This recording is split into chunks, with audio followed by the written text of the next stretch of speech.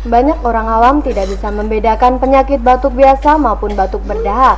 Apabila seseorang mengalami batuk, sebagian ada yang menggunakan tisu atau sapu tangan untuk menutupi batuk yang keluar.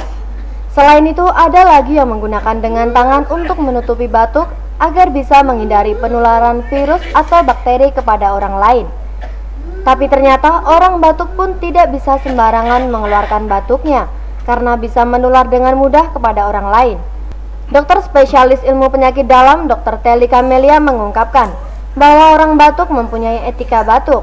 Berikut penjelasan etika batuk oleh Dr. Telly Camelia kepada www.tvkesehatan.com berikut ini. Mulut atau pilek, ya, misalnya tapi nengoknya ke gue, nular pertama, ya, dengan tisu sudah benar. Tetapi cara pembuangan tisunya di wadah tertutup dan tidak boleh dibuang sembarangan. Itu yang cuma masuk etika batuk.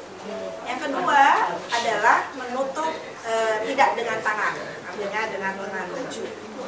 Ya. Ketiga, kalau sudah batuk, misalnya kalaupun kita terpaksa kepepet, kebelet tutup dengan tangan, kita harus cepat-cepat cuci tangan. Nah, itu namanya etikat batuk.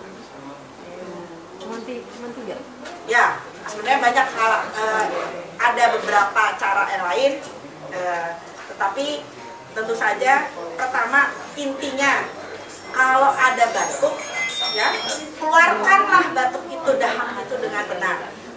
Ya, dikeluarkan, tapi pengeluarannya harus di wadah yang tertutup. Nah, kalau kita misalnya Dr. Telly yang juga bekerja di bagian divisi pulmonologi FKUI RSCM menegaskan, apabila ada seseorang yang batuk dapat mengeluarkan batuk berdahaknya, tetapi pengeluarannya harus dilakukan dengan cara yang benar dalam wadah yang tertutup. Dwi Putri, TV Kesehatan melaporkan.